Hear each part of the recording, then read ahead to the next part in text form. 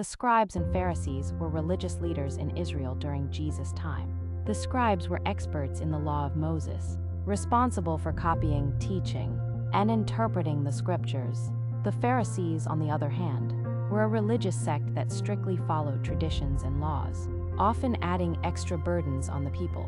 Though they were supposed to guide others in righteousness, Jesus rebuked them because they taught the law but failed to live by it. Their outward appearance of holiness was a facade. They cared more about impressing people than truly obeying God. Jesus warned about their hypocrisy, saying, "Woe to you, scribes and Pharisees, hypocrites, for you are like whitewashed tombs which indeed appear beautiful outwardly, but inside are full of dead men's bones and all uncleanness." Matthew 23:27 NKJV. The danger of hypocrisy. As believers, living a life of hypocrisy leads to destruction. A hypocrite pretends to serve God, but in reality, their heart is far from Him, though they may deceive men.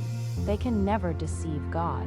Jesus made it clear that mere religious service without obedience is meaningless. "If you love me, keep my commandments." John 14:15 NKJV.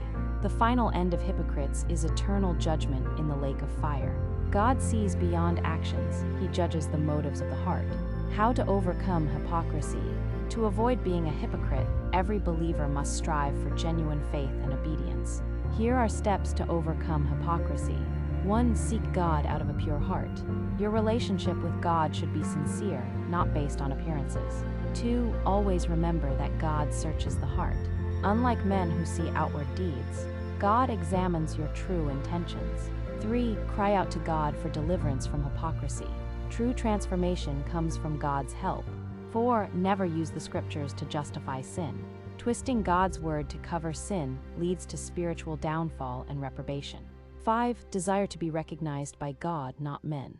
Seeking human approval leads to pride, but pleasing God leads to eternal reward. For the time has come for judgment to begin at the house of God. And if it begins with us first, what will be the end of those who do not obey the gospel of God? 1 Peter 4:17 NKJV. Do not be deceived, God is not mocked. For whatever a man sows, that he will also reap. Galatians 6:7 NKJV. Final thought. A true believer does not just speak about God, they live for Him. Hypocrisy may fool people for a time, but it will not stand before God's judgment. Choose today to serve God in truth and sincerity.